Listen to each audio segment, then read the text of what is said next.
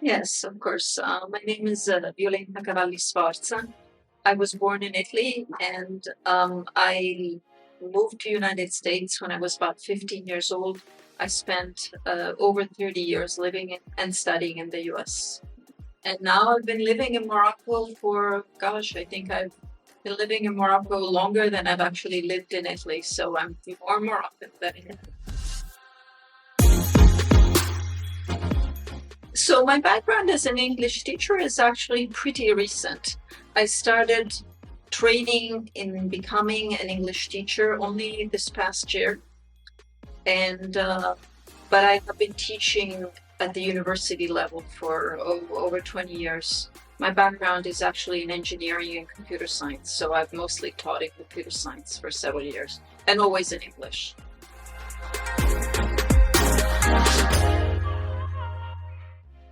So uh, I actually had been thinking about training to become an English teacher. Or actually, I'd been thinking about wanting to start teaching English. And I was looking around. I said it's always a good idea to get certified to do something, not just do it like by pulling like a rabbit out of the hat.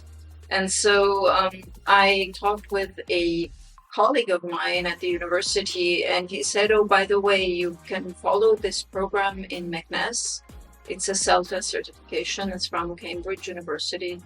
And so I looked into it, and over the summer, I took an online part-time course in teaching, in learning how to teach English through English for Africa.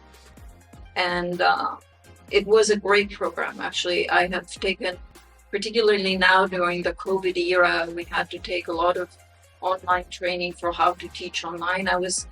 Compared to all of the training that I've done online, I think the training that I got through English for Africa on how to teach English was ranks up there with the best. It was probably the best online learning experience that I've had so far. Uh, so right now I'm teaching elementary. I have a small class. This is one of the things I like, is small classes. You can really engage with the students.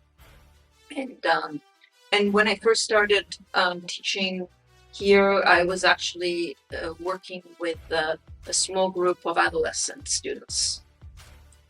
I think I'm better at teaching older people, and maybe they like having me closer age. So the students, it's always, well, the students, and also preparing the class. I think preparing the class, you actually start thinking about the language and what you're trying to achieve in a particular class, what kind of knowledge you're trying to help students acquire. But I also really enjoy the interaction with the students, finding out who they are, what they're thinking, um, their experiences, how they view the world.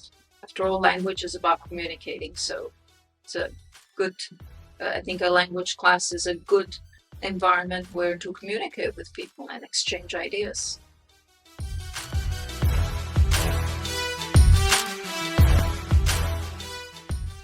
I try to make the class somewhat entertaining. So I'm not a strict teacher who sits up there and says, do this, do this, do this, do this.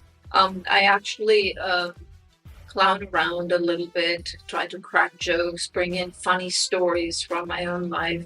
I try to play off of what the students are saying.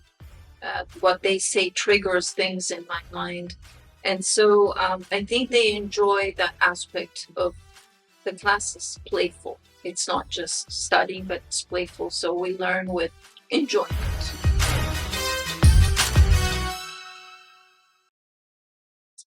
English for Africa has been a really wonderful surprise for me. It's a environment I've always felt very welcomed, treated very nicely. I think that's really it. It's been a very good place to get some experience in teaching. Yes, I do like to come down to Magnes. It gets me out of my little, rabbit hole. And my rabbit hole is my office usually. And I like to come down here. It's an opportunity to see the city, also to do shopping, to get out of where I usually am. And my husband is originally from Meknes, so we have reasons to come up here or come down here, I guess. So it's good. We've been enjoying this.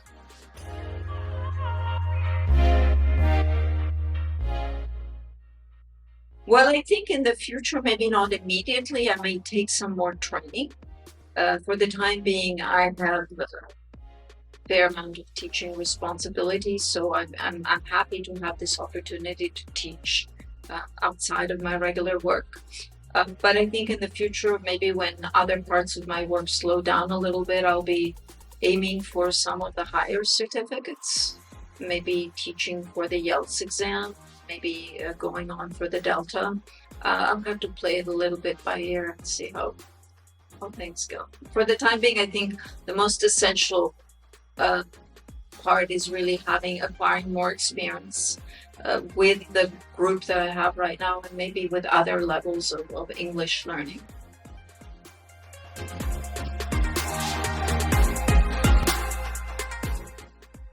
Well, I've lived with English. I started learning English when I was about 5 years. My father truly believed that English was the language of the future, and I think he was right.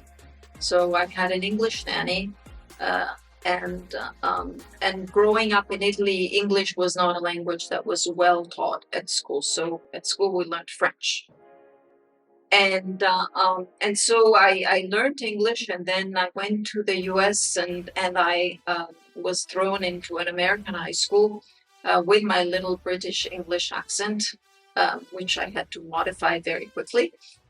And then throughout the years there, and I studied in the language, I really came to appreciate how beautiful a language English is. So today, English is a language of extreme importance in the world. It is like the passepartout language. No matter where you go, you will find somebody who speaks English with higher probability than anybody else, or sorry, with than any other language. Um, so it is really a language that opens up a lot of opportunities. It's a language of tourism. It's a language of science and technology, by and large, right now. And but it is also a language that opens up for you a vast world of literature and other subjects. So I'm really amazed at the richness of the language. I've always had a little penchant for linguistics.